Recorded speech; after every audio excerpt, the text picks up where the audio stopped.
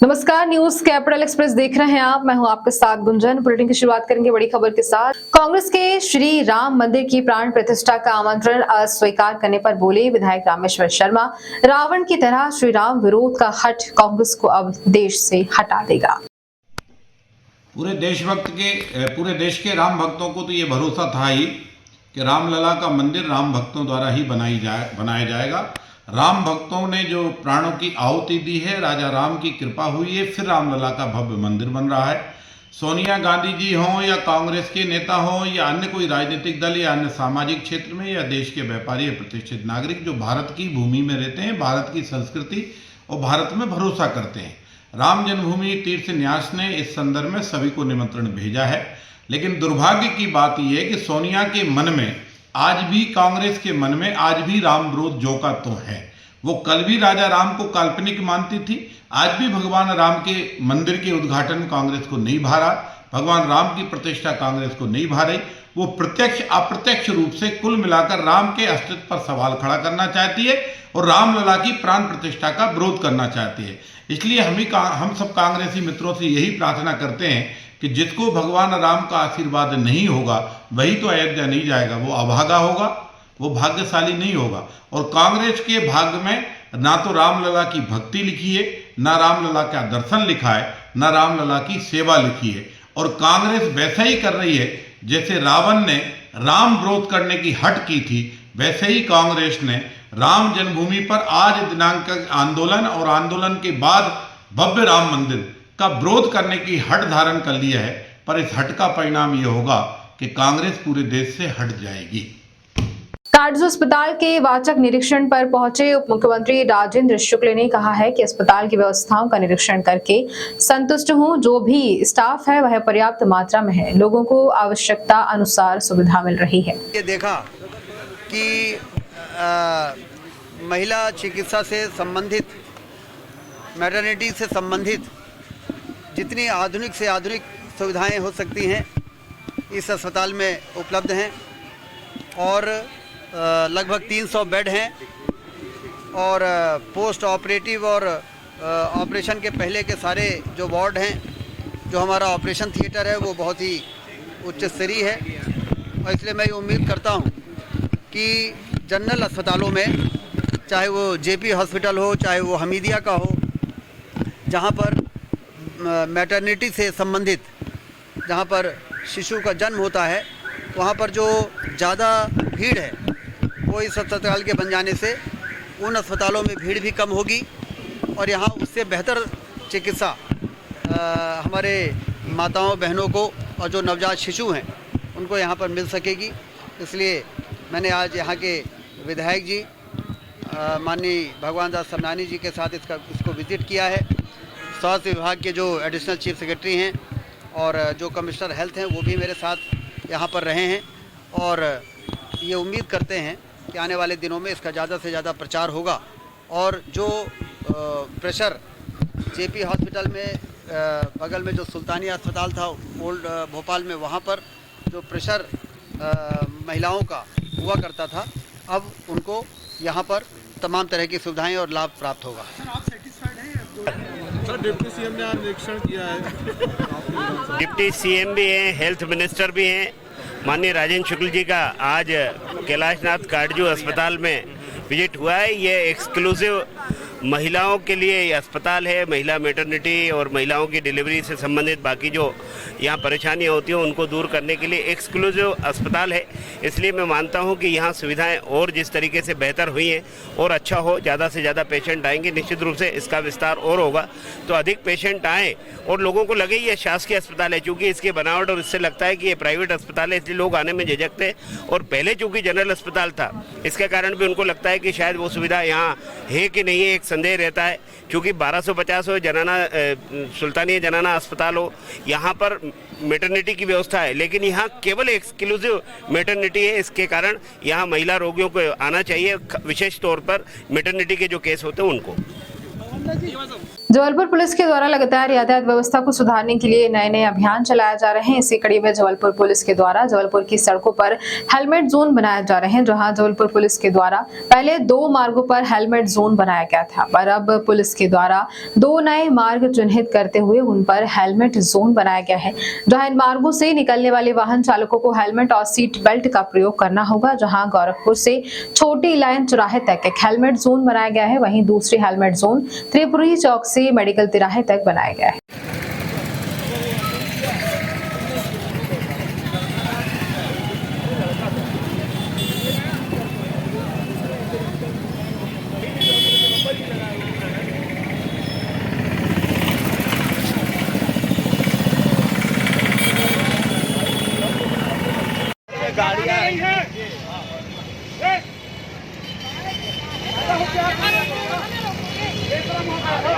पीछे से देखिए, पीछे से और वाहन आ रहे हैं।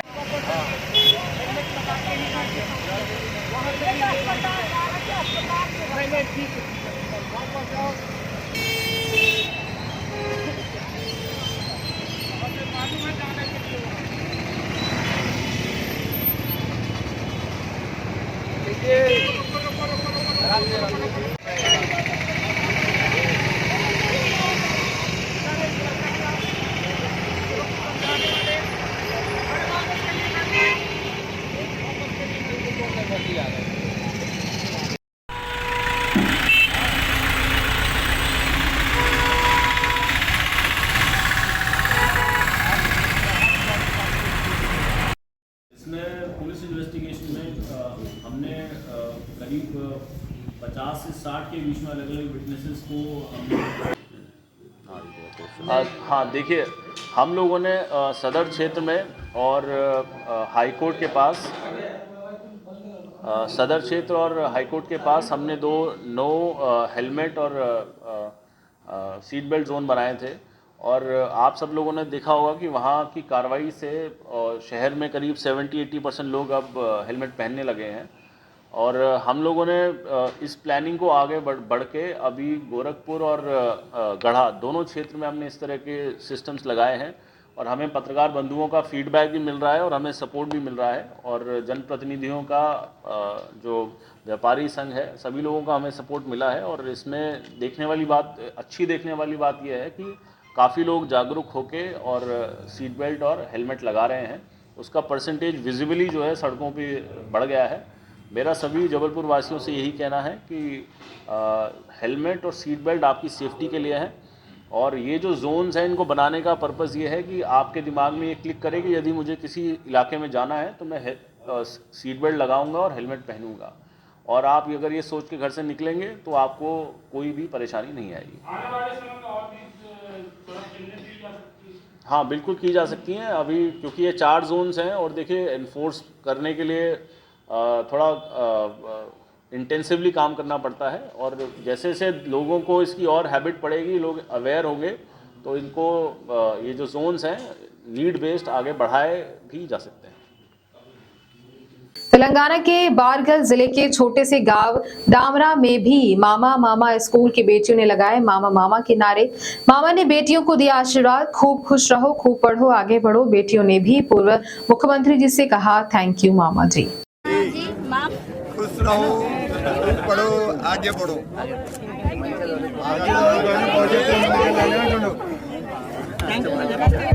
नमस्ते, आपको भी धन्यवाद और आशीर्वाद।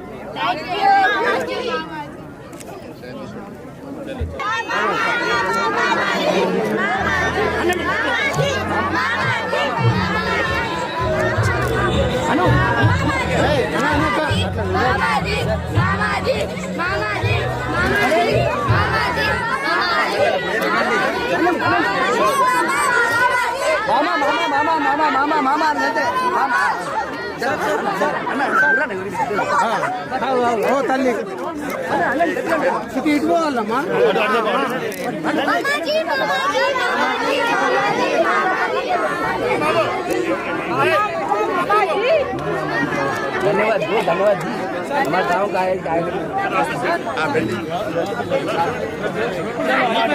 जबलपुर विगत 1 दिसंबर को तालाब में मिली बदमाश अनुराग नायडू की लाश के मामले का पुलिस ने आरोपियों का खुलासा कर दिया है। इस मामले में कुख्यात फरार गैंगस्टर यूएस उर्फ छोटू चौबे की गैंग कामरान अली और अनुश्रेय राय को पुलिस ने गिरफ्तार कर लिया है, जबकि मामले में सुयश उर्फ छोटू चौबे और मोहम्मद आदिल फरार बताए जा रहे हैं, जिनकी तलाश की जा रही है। विगत 1 दिसंबर 2023 को माड़ोताल थाना क्षेत्र स्थित ग्रीन सिटी कठोदा कंपोस्ट प्लांट के समीप तालाब में लाश पड़े होने की सूचना पुलिस को प्लांट सुपरवाइजर द्वारा दी गई। शिनाख्त करने पर मृतक की पहचान 37 वर्षीय अनिराज नायडू उर्फ अन्ना निवासी पीर बक्स लाइन साई मंदिर के बाजू में सरल चौकी के रूप में की गई है। मृतक अनिराज नायडू भी ओमती पुलिस की गुंडा बदमाश की सूचना शामिल था।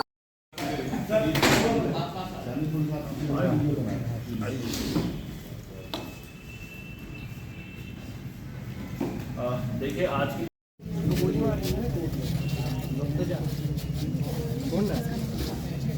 क्या मालूम इसमें पुलिस इन्वेस्टिगेशन में हमने करीब 50 से 60 के बीच में अलग अलग विटनेसेस को हमने पूछताछ की। आज की जो प्रेस कॉन्फ्रेंस है वो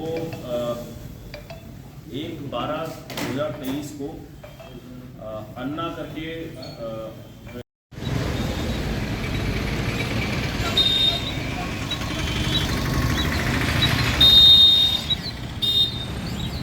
वजह ये निकल के आई है कि पहले अनिराजू नायडू अन्ना जो है वो पहले दोनों साथ ही काम करते थे, ये सब लोग दोस्त थे। फिर उसने अभी रिसेंटली जो है दूसरे ग्रुप्स की तरफ भी काम करना शुरू कर दिया था और इनका कोई एक प्रॉपर्टी का विवाद कहीं सामने आ रहा है, जिसको लेकर इन लोगों के बीच में अनबन बनी हुई थी और लगातार ये लोग इनके कन्फ्रंटेशन फ़ोन पे और ये सब होते रहते थे और उस दिन ये घटनाक्रम हुआ जिसमें इसका मर्डर हो गया। सर ये छोटू चौबे जो है ये काफी गैंगवार कर चुका है, क्या पुलिस अब इस पर कड़ी एक्शन लेगी? क्योंकि इससे पहले भी कई वारदात जो है गैंगवार बनाकर छोटू चौबे कर चुका है, इसमें क्या कोई देखिए उस पर हाँ बिल्कुल आपका कहना बिल्कुल सही है। उसमें 10,000 रुपये का अभी रिवॉर्ड हमने डिक्लेयर किया है और जो इस तरह के अपराधी हैं उनके खिलाफ सख्त कार्रवाई। हाँ किसने करवाई है हत्या? ये मुख्य करवाने वाला ये छोटू चौबे ही है जो इसका गैंग कर। इन्होंने कहा वारदात को अंजाम दिया क्योंकि ये तो बॉडी तो उन्होंने यहाँ डाला के डंप की थी, उसके बाद वारदात क्या था और कैसे मारा?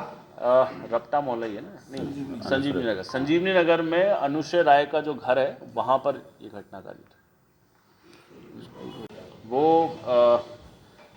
1/12/2023 को अन्ना करके जो एक अनिराजू नायडू उर्फ अन्ना करके एक चिन्हित लिस्टेड गुंडा था, जिसकी लाश मिली थी थाना माड़ोताल में एक तालाब में और उसकी इन्वेस्टिगेशन पुलिस ने क्योंकि घटना 1/12 को थी, करीब 1 महीने से ज़्यादा समय हो गया है।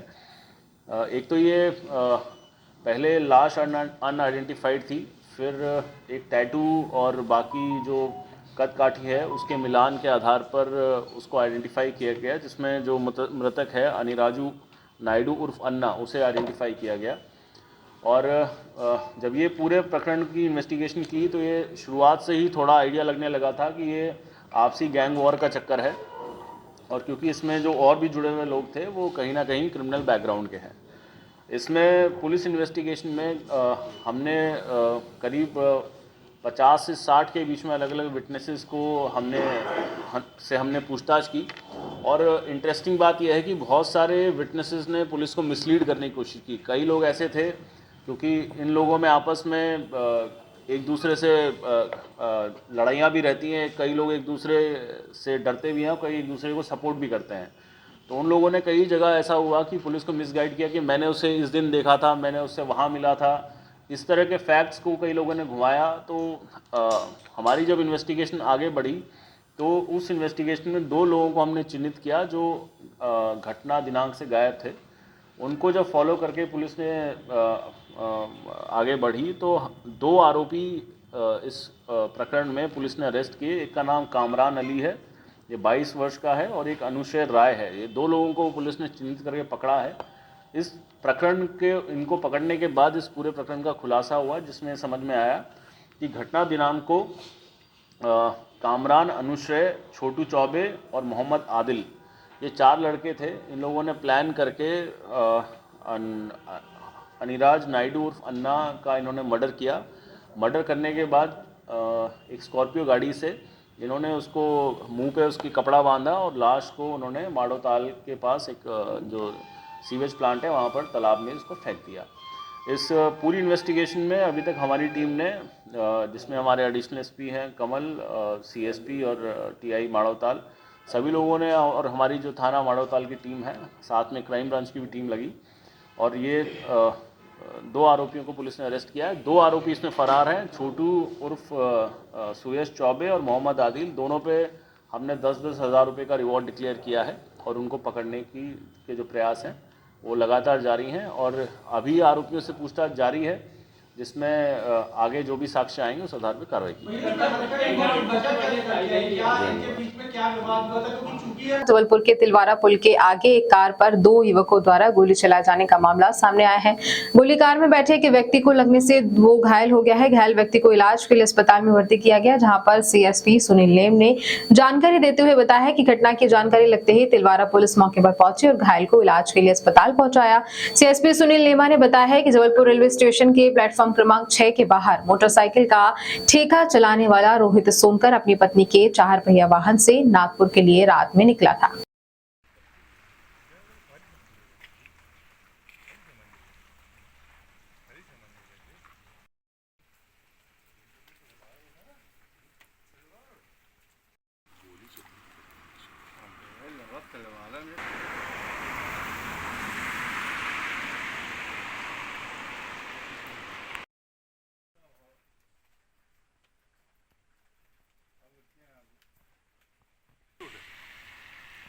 ये सही बना बिल्कुल।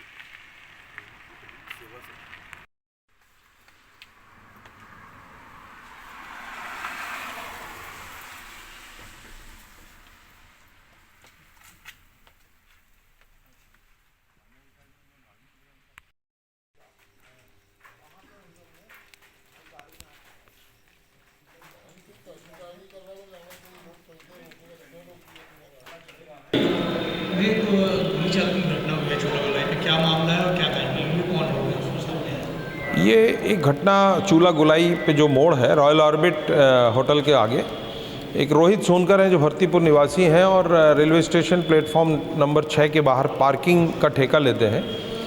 ये अपनी पत्नी के साथ एक डिज़ायर कार में, जिसमें ड्राइवर सुशील दाहिया था, उसको लेकर नागपुर जा रहे थे। इन्होंने रात्रि में घर से निकलने के बाद एक ढाबे पर खाना खाया और खाना खाने के बाद जैसे ही आगे बढ़े तो एक्टिवा सवार 2 युवकों ने इनका रास्ता रोका और उसको टक्कर मारते हुए ड्राइवर ने जब गाड़ी आगे बढ़ाई है तो ये पीछे से इनमें से जो सीट पर बैठा हुआ था उस युवक ने इनके ऊपर किसी फायर आर्म से फायर किया है, जो गाड़ी का कांच तोड़ते हुए सीट में से होते हुए उनके कंधे में लगी है।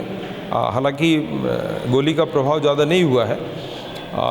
इसकी सूचना मिलने पर तत्काल ही इनकी घेराबंदी कर तलाश की गई थी। दोनों एक्टिवा सवार युवकों को तलाशा गया लेकिन मिल नहीं पाए। पूरी जानकारी उठाई गई। रिपोर्ट पर धारा 307 का एक प्रकरण थाना तिलवारा में पंजीबद्ध कर इनकी तलाश की जा रही है। ऐसा महसूस होता है कि कोई पुराना विवाद है जिसको लेकर इनके साथ ये घटना हुई है। सभी पहलुओं पर विवेचना कर इनका पता लगाया जा रहा है। यही एक विडंबना है उसमें कि इनसे मैंने खुद ही पूछताछ की है लेकिन किसी का नाम ये ले नहीं रहे और बार बार एंगल ये बता रहे हैं कि लूट के इरादे से घटना हुई है, जबकि इसमें लूट का कोई एंगल नहीं है। ऐसा समझ में नहीं आता, लेकिन ऐसा ज़रूर लगता है कि कोई पुरानी रंजिश को लेकर ये घटना घटित हुई है। जबलपुर के संजीवनी नगर थाना पुलिस ने हाई प्रोफाइल के लोगों को जुआ फंड से जुआ खेलते हुए रंगे हाथों गिरफ्तार किया है, जहां पुलिस ने जुआरियों के पास से नगद पैसों से बता दें आपको कि 92 ताश के पत्ते जब्त किए हैं, जहां पर पुलिस ने जड़ियों के विरोध जुआ का मामला दर्ज किया है। वहीं संजीवनी थाना प्रभारी ने पूरे मामले में जानकारी देते हुए बताया है कि थाना संजीवनी नगर में मुखबिर से सूचना मिली कि जोशी मोहल्ला पूर्वा में प्रमोद पटेल के घर के सामने जुआरी ताश पत्तों के रुपयों की हार जीत का दावा लगाकर जुआ खेल रहे हैं। सूचना पर मुखबिर के बताए स्थान पर दबिश दी गई।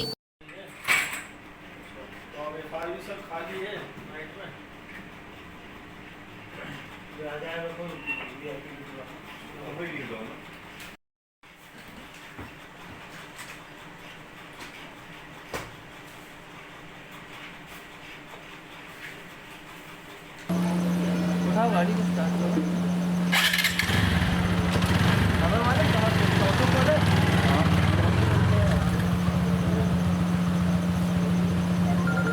एक जुआ फार्म में छापामार कार्रवाई करते हुए 5 जुआड़ियों को गिरफ्तार किया। क्या कुछ मामला है? कल दिनांक को देर शाम को जो है पेट्रोलिंग कर रहे थे। पेट्रोलिंग के दरमियान सूचना मिली कि जोशी मोहल्ला में कुछ व्यक्तियों के द्वारा ताश के 52 पत्तों के साथ हार जीत का खेल खेल रहे हैं कि सूचना पर से जो है मैंने तत्काल स्टाफ को रवाना किया हूं, और जिसमें चौकी का स्टाफ था, थाने का भी स्टाफ था। मौके पर जाकर के जो है 5 आरोपी जो है वो खेलते हुए मिले, जिसमें आरोपी संजय अवस्थी, अभय जैन, योगेश तिवारी, प्रमोद पटेल, राकेश कुमार जैन, 5 व्यक्ति जो है मौके पर मिले, जिनके पास से जो है नकदी रकम 10,680 रुपये एवं ताश के 52 पत्ते जब्त किए गए। मौके पर जो है कार्रवाई की गई है।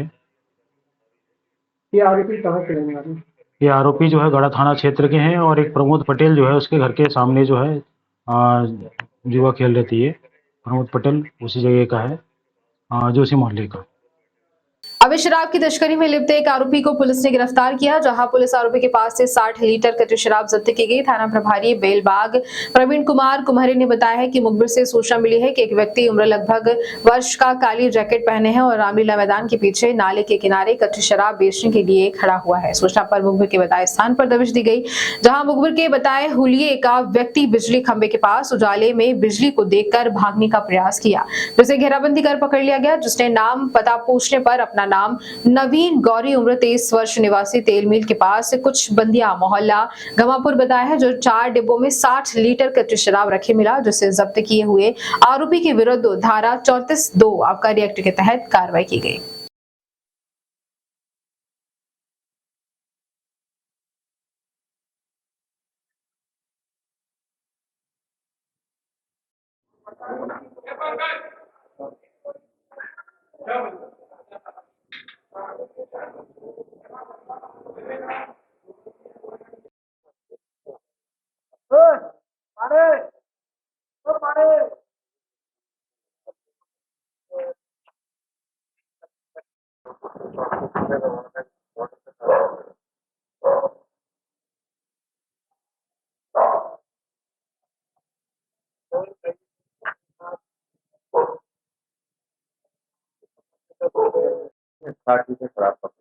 क्या मामला?